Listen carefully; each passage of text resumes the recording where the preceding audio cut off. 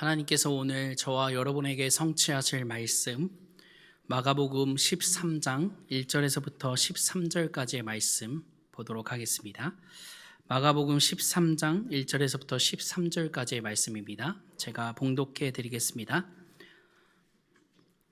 예수께서 성전에서 나아가실 때 제자 중 하나가 이르되 선생님이여 보소서 이 돌들이 어떠하여 이 건물이 어떠하나이까.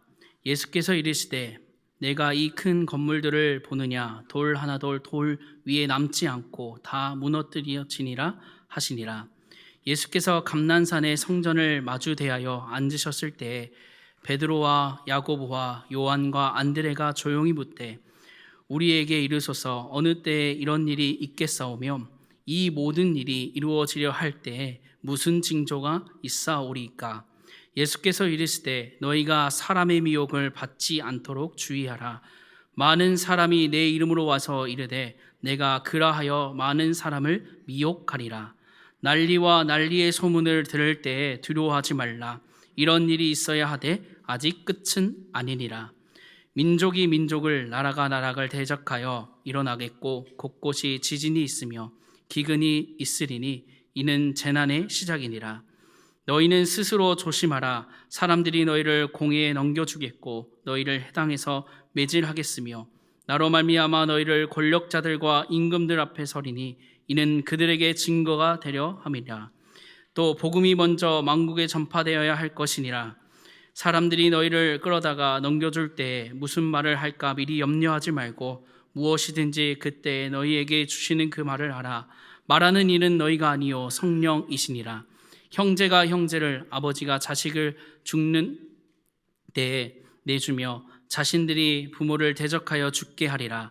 또 너희가 내 이름으로 말미암아 모든 사람에게 미움을 받을 것이나 끝까지 견디는 자는 구원을 받으리라.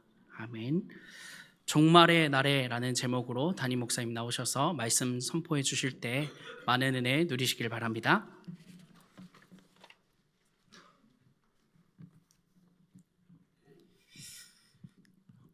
우리 교회 또 성도님들에게 많은 걱정을 끼쳐드려서 죄송한 마음이 큽니다. 그래도 기도해 주셔서 또 우리 성도님들의 사랑 덕분에 많이 회복하고 또 오늘 강단에 섰습니다. 우리 성도님들도 환절기에 건강 잘 지켜주시고 또 건강 또 어려움 많은 문제 상황 속에 기도하고 계시는 모든 성도님들이 오늘 예배 가운데 하나님의 은혜 또 하나님의 위로 하나님의 치유 또 하나님의 응답을 마음껏 찾아 누리는 그런 멋진 오늘 하루 예배가 되기를 소망합니다. 우리 다시 이제 마가복음으로 다시 조금 돌아왔는데요. 과거에나 지금도 그렇죠. 지금 뭐 유튜브나 많은 영상들 이렇게 떠도는 영상들을 보면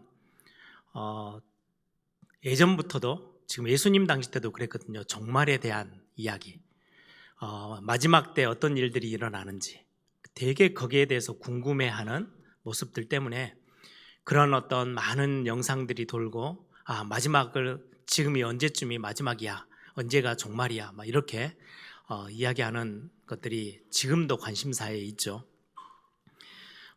여러분들 영화를 보면 많은 영화 중에 뭐 여러 스토리가 있지만 세상 끝에 대한 세상이 완전히 뭐 폭탄으로 다 멸망하고 나서 어떤 일들이 생긴다 뭐 이런 영화들이 주제로 많은 영화들이 나와 있어요.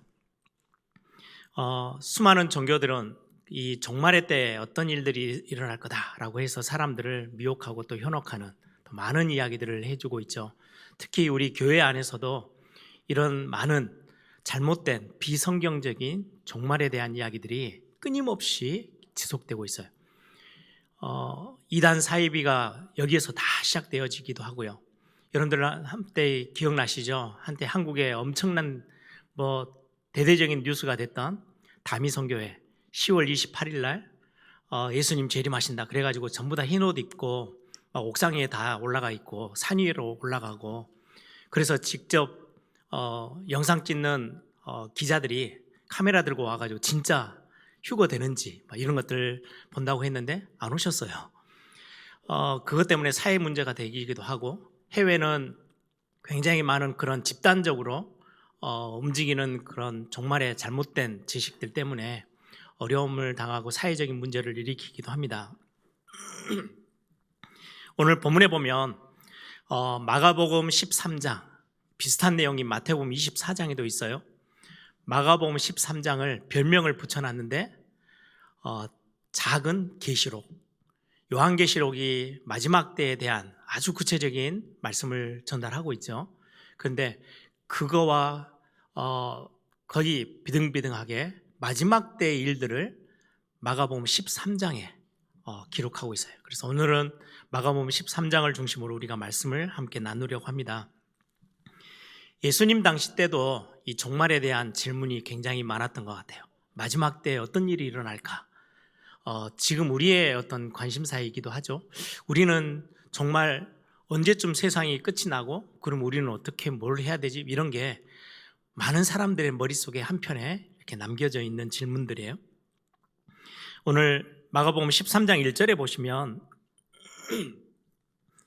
예수께서 성전에서 나가실 때에 제자 중 하나가 이르되 선생님이여 보소서 이 돌들이 어떠하며 이 건물들이 어떠합니까? 지금 성전을 보면서 지금 예수님이 예루살렘 성으로 입성하시고 나서 바로 성전으로 가시고 거의 매일 예루살렘 성 안에 살고 있지 않는 사람들이 명절 때 오면 예루살렘 성 안에서는 머물지는 못해요.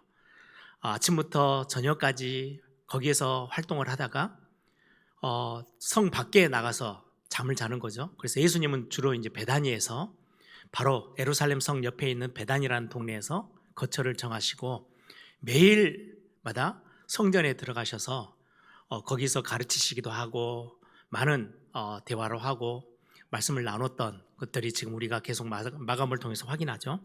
오늘 이제 성전을 나가시면서 제자들이 예수님께 자랑하는 것처럼 탄성을 하는 거예요. 야, 지금 지어지고 있는 이 헤롯 성전이 대단하지 않습니까? 건물을 한번 봐보세요. 지금 자랑 섞인 말로 제자들이 대단합니다 라고 지금 환호성을 지르고 있는 거예요. 아니나 다를까 로마 그 제국 속에 예루살렘 성전은 아주 특별하고요. 굉장히 이거는 그 건축물 자체가 자랑거리. 로마 사람들이 보고도 환호를 지를 만큼 엄청난 건물로 지어지고 있어요. 벌써 이 예수님 당시 때 오늘 본문에 기록됐을 때는요. 지금 헤롯이 정치적으로 성전을 지었잖아요. 짓기 시작한 지 46년이나 됐어요. 앞으로 30여 년을 더 지어요. 그래서 AD 주후 한 63년경에 성전이 마무리가 돼요. 그리고 나서 70년에 로마 군인들에게 짓밟혀서 완전히 성전이 불타서 다 없어져 버리죠. 그 시기 속에서 지금 엄청나게 화려하게 지어지고 있는 성전, 엄청난 웅장함에 지금 이야기를 하는 거예요. 한번 이 돌들을 보세요. 그때 당시 그 대리석 하나 벽이 뭐 1.2m 정도 엄청나게 큰 돌들로 이렇게 채워졌대요. 지붕은 거의 황금으로 다 덧칠해졌어요. 그래서 예전에 그 주 70년에 로마 장군 티토스 장군 때문에 완전히 불타지고 무너질 때 로마 전체 제국에 금값이 완전히 떨어졌대요. 너무 많은 금이 사회 속으로 이제 흘러 들어오니까 그 성전에서 얼마나 많은 금으로 치장했다가 그거 녹아 흐르는 거를 가져가려고 돌 사이 막 그걸 다 뒤져가지고 그래서 오늘 말씀처럼 돌 위에 하나도 남지 않을 거야 라는 말씀이 그대로 성취됐던 현장이기도 해요. 그 정도로 웅장하게 지어진 헤롯 성전이에요. 성전으로 보면 이제 역사 속에 가장 먼저 지어진 성전이 솔로몬 성전이죠. 한 7년 정도 공을 들여서 지은 성전이에요. 그러다가 바벨론 시대 때 바벨론 제국이 쳐들어와서 완전히 성전을 다 무너뜨려 버리고 포로로 다 이스라엘 백성들을 잡아갔죠. 그리고는 포로 귀환해서 수룹바벨 중심으로 감독이죠. 총독 중심으로 무너진 성전을 다시금 세워요. 그걸 보고 수룹바벨 성전이라고 해요. 그리고는 역사 속에 많이 아주 수룹바벨 성전은요 솔로몬 성전과 비교 안 될 만큼 너무 보잘것없고 그냥 예배할 수 있는 형태로만 세워졌어요. 그 성전이 이렇게 허물어지고 저렇게 허물어지고 많은 시간이 지나고 나서 헤롯이 어떻게 하면 자기가 정치적으로 왕으로 인정받고, 원래는 왕족이 아니거든요. 근데 왕으로 로마에게 이렇게 막 아부해가지고 왕이 되고 나서 어떻게 하면 이 민심을 자기 것으로 만들 수 있을까, 이런 정치적인 이유로 대대적인 성전을 다시금 건축하고 있어요. 지금 그 성전을 보면서 많은 사람들이 탄성을 자아내요. 야, 대단하구나. 제가 오늘 본문을 이렇게 보면서, 제가 학생 때 인도 단기 선교를 가면서 타지마할이라는 건물을 봤거든요. 지금 이 시대에도 대단한 웅장한 건물 중에 하나죠. 왕이 자기 사랑하는 아내를 위해서 죽음 다음에 묘지로 만든 건물이 타지마할이라는 건물이에요. 거기 이제 설명하시는 분이 이렇게 가이드가 쭉 설명하는데요.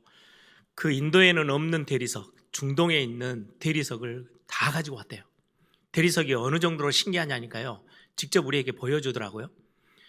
후레쉬 라이트를 딱 켜서 벽에다 대니까 한 30cm 정도가요, 빛이 들어가요. 그러니까 달빛에 밝은 날에 빛이 들어오면요, 그 웅장함과 화려함은요 대단하대요. 그런 어떤 건물보다 훨씬 더 뛰어났던 게 예루살렘 성전이에요. 그런 성전을 두고 야, 대단하구나 라고 했는데요, 예수님이 2절에 뭐라고 말씀하시냐, 예수께서 이르시되 내가 이 큰 건물들을 보느냐. 너희들은 지금 외적으로 어마어마하게 웅장하고, 지금 예루살렘 헤롯 성전은요 하얗게 대리석으로 벽들이 다 구성되어 있고, 천정은 지붕은 완전히 황금으로 덮여 있고, 정말 번쩍번쩍 빛이 나는 그런 성전. 근데 너희들은 이 성전을 보고 있느냐? 그러면서 하신 말씀이에요. 내가 이 큰 건물들을 보느냐, 돌 하나도 돌 위에 남지 않고 다 무너뜨려지리라 하시니라. 예수님은, 지금 제자들은 위대한 외적인 모습을 가지고 탄성을 짓고 있는데, 지금 예수님은 그게 아니고요, 이스라엘 백성들의 실제 내적인 영적인 모습들을 보시면서 탄식을 자아내고 있어요. 지금 대조적인 모습이 비춰지는 거죠. 이 성전 너희들이 화려하다고 말하는 거 다 무너지고 말 거야. 껍데기에 불과해. 너희들이 진짜로 가지고 있어야 될 내부적인, 내적인, 영적인 부분들은 다 없어지는데도요, 아무도 관심 갖지 않고 있는 그 모습. 오늘날의 교회의 모습을 좀 우리는 들여다보게 되는 것 같아요. 오늘 말씀을 통해서 외적인 모습, 교회의 부흥, 교회의 건물들, 엄청난 시스템들, 그런 조직들을 보면서 많은 사람들이 대단하고 생각해요. 제가 예전에 신학교 다닐 때 일본에는 기독교가 굉장히 약화되어 있거든요. 우리보다 훨씬 더 복음이 일찍 들어가고 일찍 더 교회가 세워져 있는데도 불구하고 3% 미만이에요. 거의 미자립 교회. 어떻게 보면요, 미존족 종족이라고 말할 만큼의 기독교가 굉장히 힘이 약해요.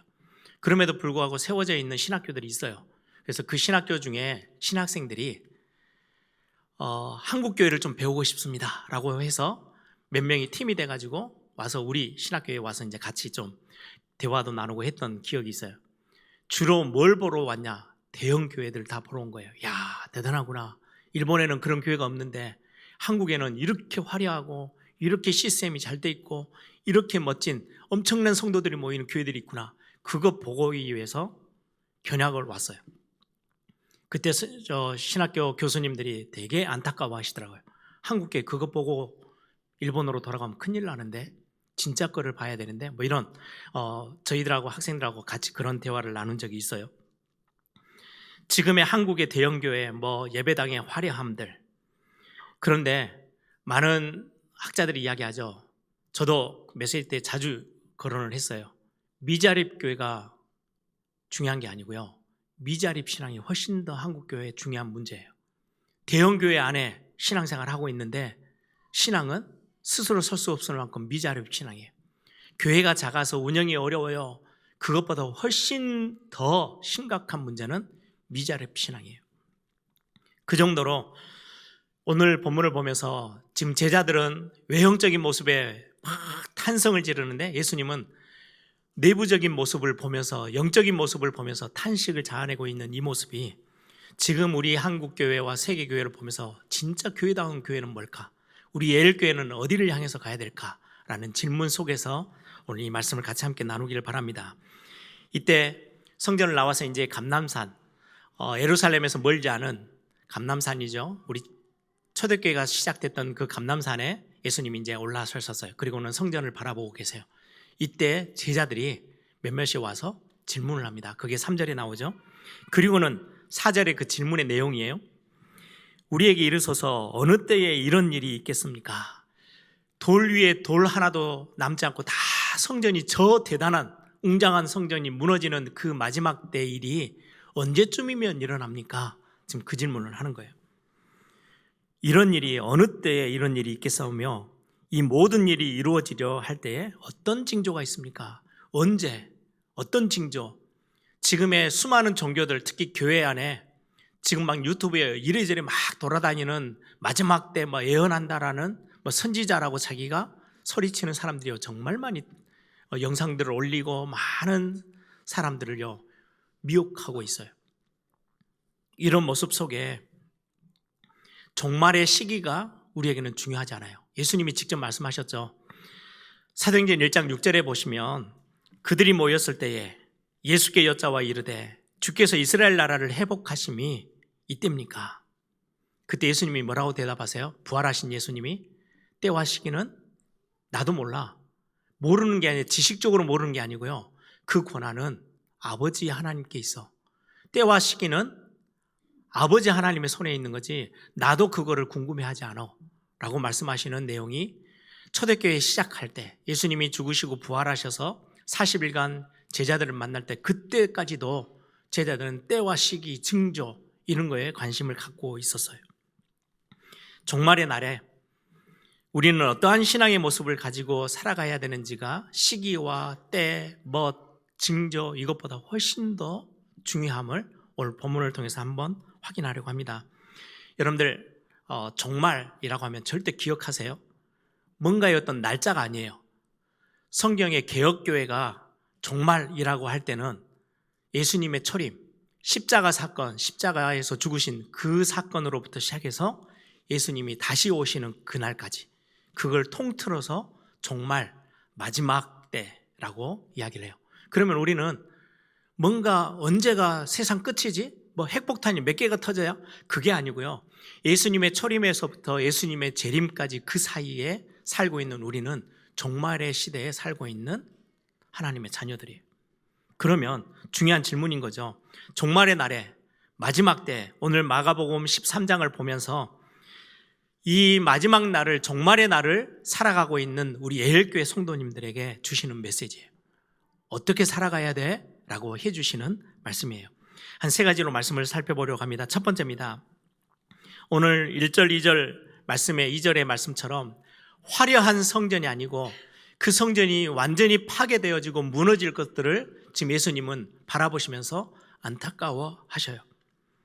이거는 단순히 건축물이 무너지니까 너무 안타까워. 엄청난 돈을 들이고 엄청난 시간을 들여서 지었는데 너희들이 잘못해가지고 로마 정부에 의해서 로마의 군대들에 의해서 이 성전이 무너지게 될 거야. 지금 예수님이 그거를 안타까워 하시는 게 아니에요. 외적인 모습이 아니에요. 건물에 대한 대화의 내용이 아닌 거예요. 지금 제자들은 전부 다 건물에 모든 눈과 시선이 쏠려 있는데 지금 예수님은 그게 아니에요. 외적인 모습이 아닌 성전의 본질, 원래 성전이 가지고 있는 그 본질이 파괴되어지고 무너지고 없어지고 희미해지고 있는 그것에 대해서 예수님은 안타까워하세요. 거기에 우리는 초점을 맞춰야 해요. 예루살렘 입성 후에 성전에 매일같이 가셔서 나눴던 대화들을 보세요. 또 그걸 비유로 사용하시고 행했던 일들을 보세요. 무화과 나무를 보시고 뭐 열매가 없어서 안타까워하시고 저주를 내리고 그리고는 그 무화과 나무가 다 말라버렸어요. 그 정도가 아니에요. 성전이 엄청나게 화려하고 지금 6월절 절기가 되니까 수많은 사람들이 모여들었죠. 그 막 수많은 사람들이 북적북적하는 그것이 예수님의 관심사가 아니고요.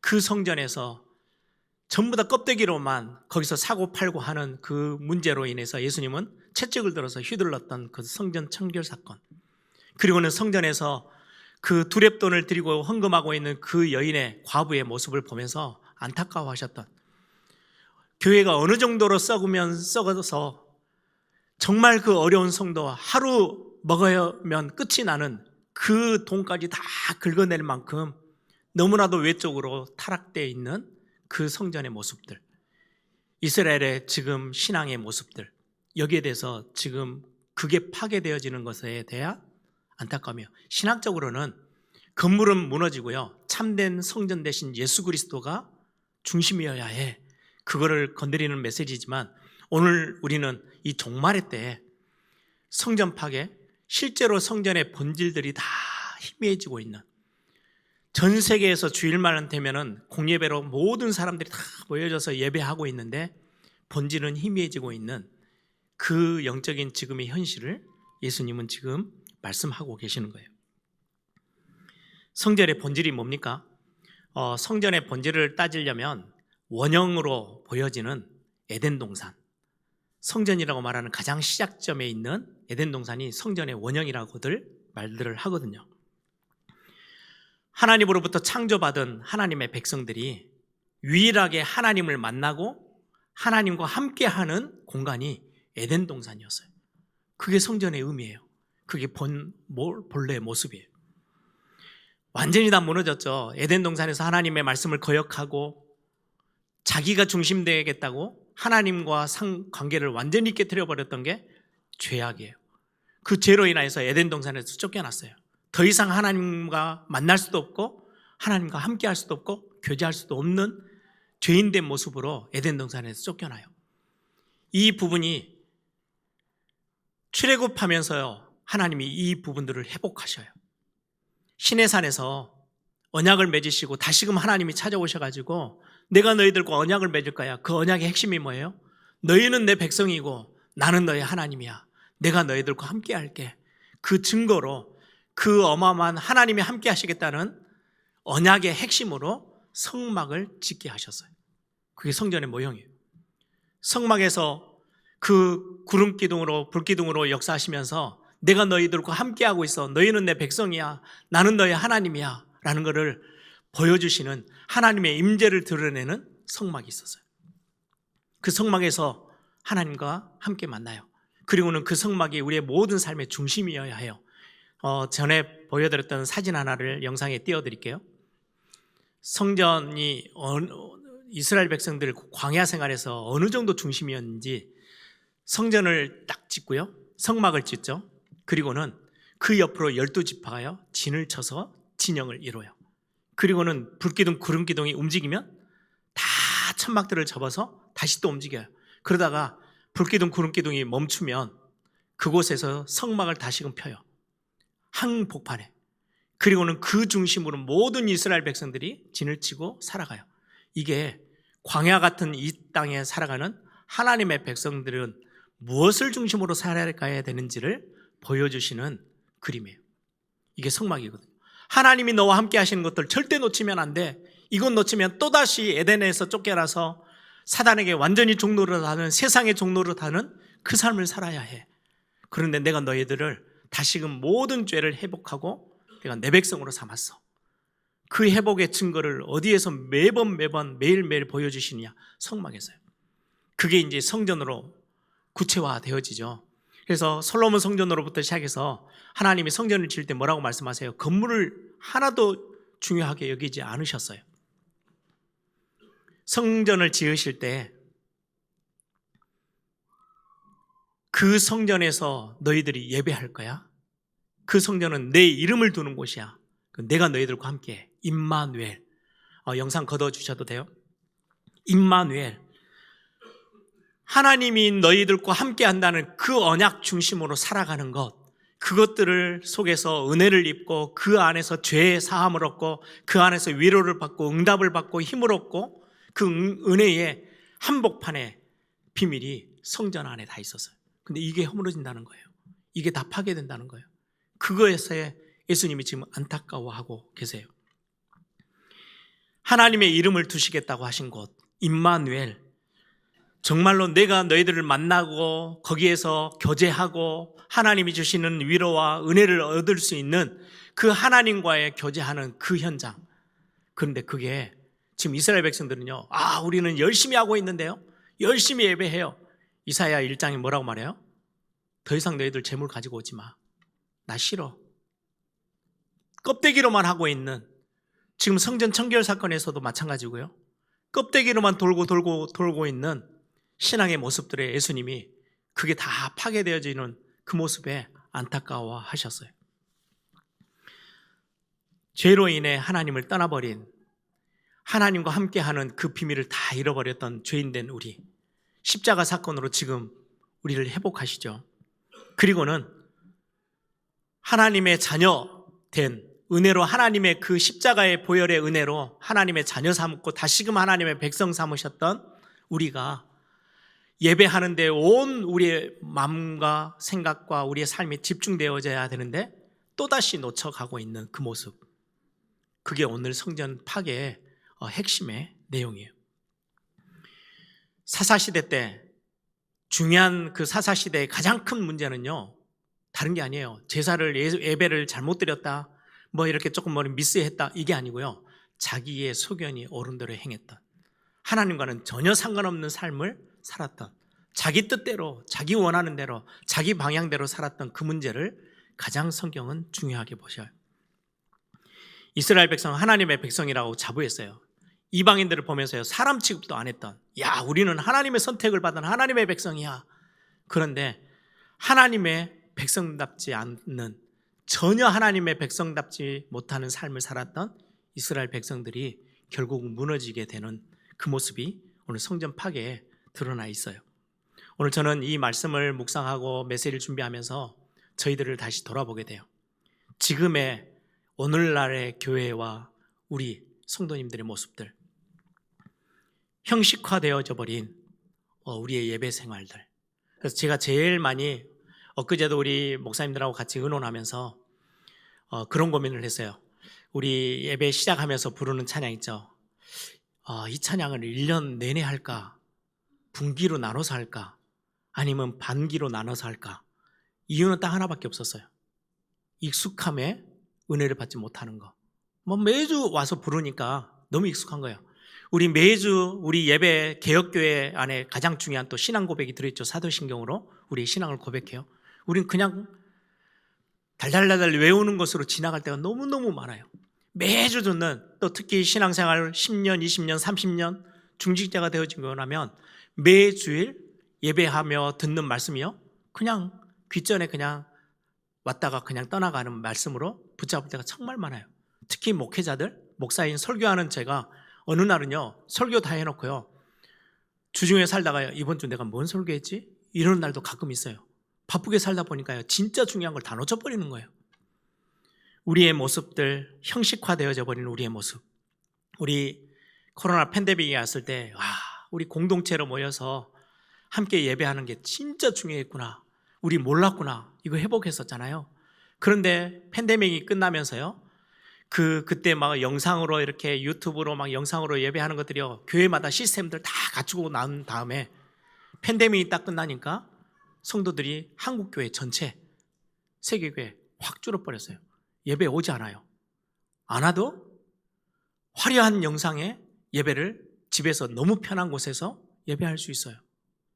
그래서 한국교회가요, 팬데믹 이후에 예배가 진짜 뜨겁게 회복될 줄 알았더니 아니에요. 더 힘이 빠졌어요. 왜요? 너무 많은 기술들이 발전돼서. 그래서 많은 교회 지도자들이요, 정말 많이 기도해요. 우리의 모습들이 어떠한지 돌아봐야 되겠죠. 우리 청소년들, 청년들에게 정말 중심 담아서 부탁하고 또 부탁해요. 제 속으로는요, 진짜 막 어마어마한 저주 같은 걸 비슷하게 담아서 세게 이야기하고 싶을 정도로. 우리 예전에 우리 선배된 한국교회가 참 어려웠을 때가 있었는데요, 정말 예배에 생을 걸었던 그분들의 신앙생활 때문에요, 한국교회가 어마어마한 세계에 우뚝 섰어요. 세계 선교의 중심이 되어지고요, 한국교회가 세계교회의 가장 모델적인 모습들을, 부흥들을 경험했던 때가 있었어요. 근데 지금은요, 사그러들고 있어요. 다음 세대 모든 교회가 다음 세대를 부르짖고 있는 시대가 됐어요. 왜요? 걱정이 되니까.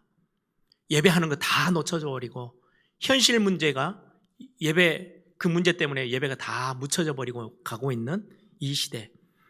우리의 신앙생활, 말씀 중심의 생활, 예배 생활, 하나님 자녀로서의 정체성들을 회복해 나가는 거, 이게 중요하다는 게 오늘 성전 파괴를 이 사건을 통해서 우리는 가장 먼저 회복해야 되겠습니다. 두 번째입니다.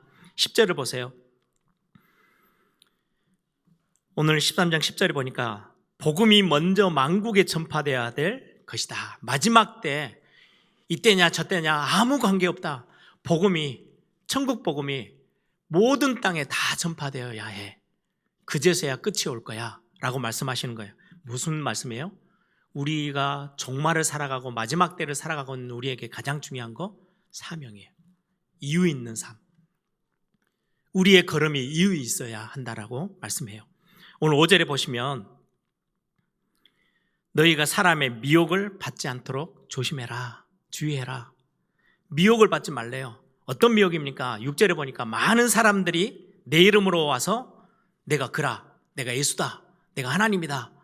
그런 날이 생길 거야. 그때 많은 사람들이 너희들을 미혹하고 넘어지게 할 거야.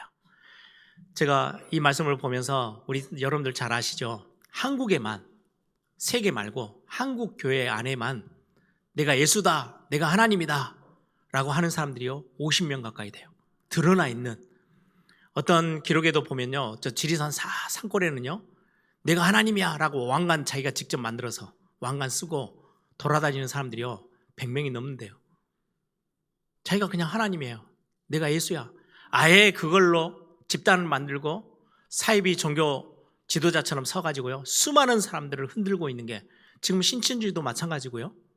이런저런 많은 사이비 단체들, 이단 단체들이 내가 하나님이야.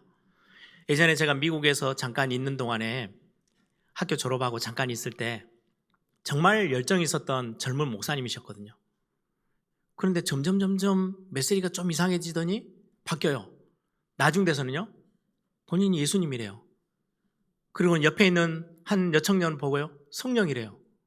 완전히 이상한 데로 가버려요. 그런데 그 말에 많은 청년들이요 다 휩쓸려가요.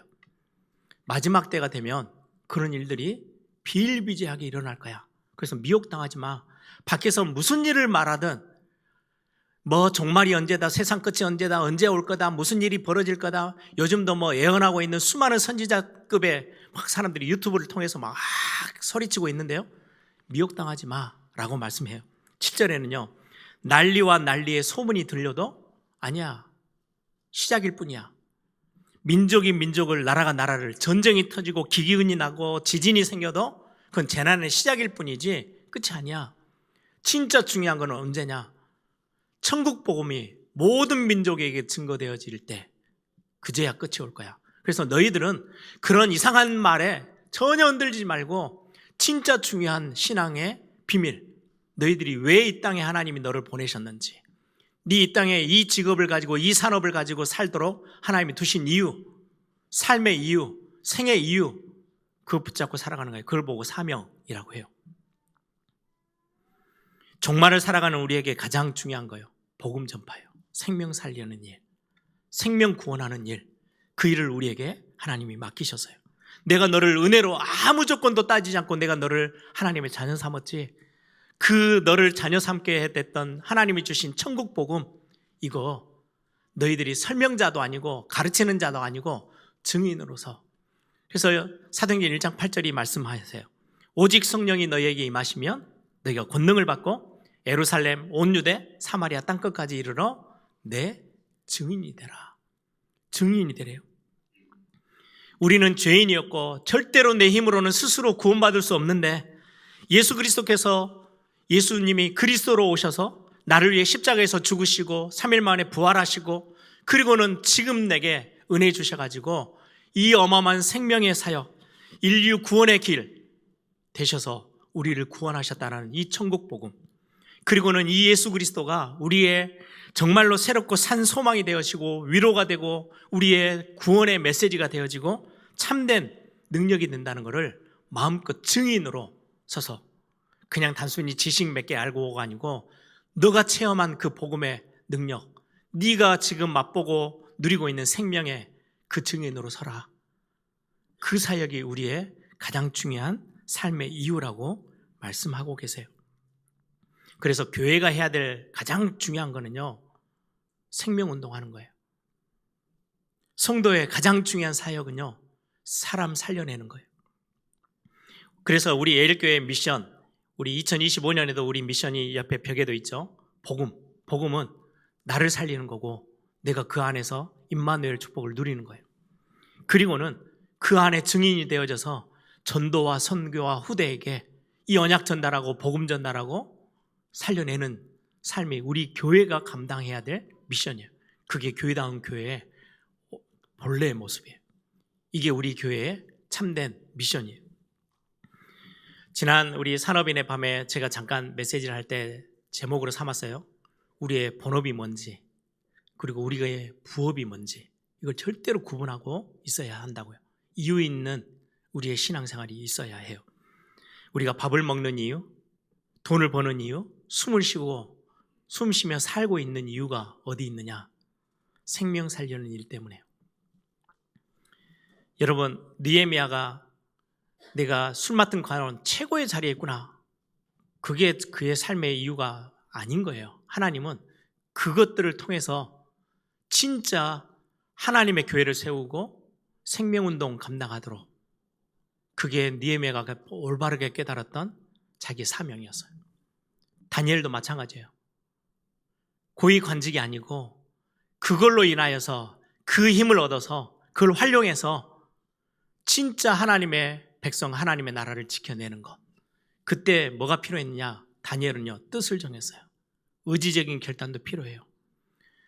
내가 이렇게 산업하고 있지, 내가 이렇게 직장생활하지, 앞으로 나는 이런 꿈을 꾸고 사는데 그 꿈이 중요한 게 아니야. 나는 이걸 통해서 하나님 내게 주시는 직업과 업을 통해서 내가 진짜 해야 될 본업, 그게 무엇인지를 바르게 알고 붙잡고 살아가는 것.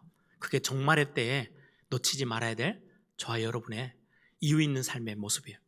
다윗이 내가 왜 이유가 없겠습니까? 네, 여러분들이 현장에 조용히 계시더라도 어디 현장에 있든 그곳에 이유 있는 모습으로 하나님이 두셨어요. 그게 하나님의 자녀들의 정체성이에요. 마지막입니다. 13절을 보세요. 끝까지 견디는 자는 구원을 받으리라. 너희가 내 이름으로 말미암아 모든 사람에게 미움을 받을 것이지만 마지막 때 끝까지 견디는 자는 구원을 받을 거야. 이 말이 무슨 말일까요? 끝까지 견뎌내야 돼. 지켜. 네 신앙 절대 놓치지 마. 이게 아니고요, 하나님이 우리를 부족한 우리, 아무 조건도 없이 부르셔서 구원하셨던 하나님의 자녀 삼으신 하나님이 우리를 빚이고 또 만드시고 또 만드셔서 다듬으셔서 구원의 날에 끝까지 우리를 지켜주신다는 말이에요. 구원을 완성시켜 주시겠다는 말씀이에요. 여러분, 성경의 인물들을 보시면 참 재밌는 사건들이 있어요. 우리에게 참 많은 교훈이 돼요. 야곱, 정말 어렵게 살았잖아요. 그 에서 형 때문에요, 어떻게든지 피해서 그 나랑을 넘어서기 위해서 그렇게 몸부림쳤는데요, 야곱의 인생에 가장 행복한, 가장 안정된 시기가 찾아왔어요. 세겜에서 머물렀을 때. 이제는 더 이상 형님 걱정 안 해도 돼요. 너무 많은 부를 갖췄어요. 옆에 적도 없어요. 편안하게 살 때, 그때 심각한 문제가, 야곱에게는 가장 가정에 심각한 디나, 자기 딸 사건이 생겨요. 그걸로 인해서 엄청난 위기를 당해요. 수많은 옆에 있는 민족들이요, 야곱을 죽이려고 해요. 그때 야곱이 그 문제를 딛고 그 문제로 인해서 하나님 앞에 실제적인 것들을 회복해요. 뭐요? 베델로 다시 올라가자. 진짜 근본을 다시금 회복하자. 야곱에게 그 어려운 상황이 독이 된 게 아니고요, 가장 중요한 신앙을 회복할 수 있는 발판이 되어졌어요. 하나님 그렇게 우리를 빚어가세요. 아니, 나는 지금 이 문제로 너무 어려운데? 아니요, 하나님이 빚어나가시는 시간이에요. 우리를 정금같이 단련시켜 나가시는 시간표에 있어요. 그때가 가장 언제가 맞냐? 오늘 또 다른 사람 보면, 다윗을 보면 광야 때는요, 정말 멋진 신앙의 고백들을 참 많이 했어요. 그런데 왕이 되어지고 모든 전쟁에서 승리하고 이제는 편안해졌다 했을 때 그때 다윗이 실수하고 넘어졌을 때예요. 그런데 그 실수와 어려움이 찾아왔을 때, 압살롬 아들이 막 쫓아왔을 때 그때 하나님 앞에 다시금 엎드리죠. 그걸로 인해서 하나님은 다윗을 진짜 완전한 구원의 축복의 자리까지 만들어 가셨어요. 우리의 수준이 다 그래요. 우리는 좀 편안해지면 금방 잊어져 버려요. 어려울 때는 막 주여 하면서 하나님만 아니면 안 됩니다 막 붙잡고 살다가 조금 편안해지면 우리는 또 근본적인 걸 더 너무 쉽게 놓쳐요. 이런 우리를 점점 하나님 앞에 더 신실하게, 더 믿음의 강력한 자리에 서도록 누가요? 하나님이 우리를 빚어가시는 거예요. 솔로몬도 번영의 시대 때 우상국가를 만들고 가장 많은 흔들림을 보였던 때가 번영했을 때예요. 잘 나가고 있을 때. 여러분들에게 닥쳐온 문제, 여러분들에게 지금 있는 어려움, 이거는 낙심의 시간표가 아니고 포기의 시간표가 아니고요. 하나님이 우리를 빚어가시는, 순금으로 정금으로 단련시켜 나가시는 시간표예요. 아니 그러면은 이 시간에 내가 혼자 버티고 견뎌내야 됩니까? 아니에요. 지금은 이 성령 시대예요. 성령 하나님이 우리와 그래서 함께 계시는 거예요. 우리가 잘못하고 죄짓고 넘어질 때 우리를 위하여 대신해서 탄식하며 기도해 주세요. 말씀 들을 때 깨닫게 하세요. 위로받게 하세요. 우리를 치유하세요. 우리에게 힘을 주세요. 오늘 또 우리에게 새 은혜를 또 부으시고 또 새 힘을 공급하시는 분이 성령 하나님이세요. 이 성령 하나님을, 그래서 성령 하나님의 도우심을 매 순간 바라보고 구하라는 우리에게 주시는 메시지죠. 마태복음 28장 20절 마지막 예수님이 부활하시고 남기고 가신 메시지 기억하시죠? 내가 세상 끝날까지 네 혼자 살도록 있도록 두시는 게 아니래요. 내가 세상 끝날까지 너희와 항상 함께 있을 거야. 이게 우리에게 남겨주신 메시지예요. 성령 하나님과 함께 할 수 있는. 그래서 여러분 마지막 예배 다 끝이 날 때 목사님들이 축도하죠. 저는 꼭 그 단을 넣어요. 우리 현장으로 나아가는 한 주간 또 살아가야 되는 그 많은 어려움들을 버텨내야 되는 성도들 앞에 성령의 내주, 인도, 역사하심이 우리 모든 성도들에게 있기를, 그걸 축복으로요 전달해요. 왜요? 그 힘이 있어야 우리는 현실 속에서 승리할 수 있으니까. 그 안에서 우리는 멋지게 구원의 완성품으로 지난주 말씀처럼 정말로 멋진 작품으로 빚어져 가는 거예요. 우리는 우리 힘으로는요 절대 그 자리에까지 설 수가 없어요. 여러분, 나태함의 시간이 아닌 하나님을 진짜 바라보는 그 응답의 시간을 여러분들의 삶에서 놓치지 말기 바랍니다. 바울은 그렇게 고백하죠. 너희는 먹든지 마시든지 무엇을 하든지 오직 하나님의 영광을 위해서 하래요. 여러분들이 이 마지막 날을 살아가는, 종말의 날을 살아가는 우리 예일의 모든 성도들이 이렇게 우리의 예배의 근본을 회복하고 하나님의 임마누엘의 축복을 회복하고 이유 있는 삶을 살아가고, 뿐만 아니라 정말로 우리를 빚어나가시는 그 하나님을 의지하며 정말 하나님의 자녀다운 그 응답과 삶을 살아가는 그런 멋진 우리 예일의 모든 성도님들 되기를 소망합니다.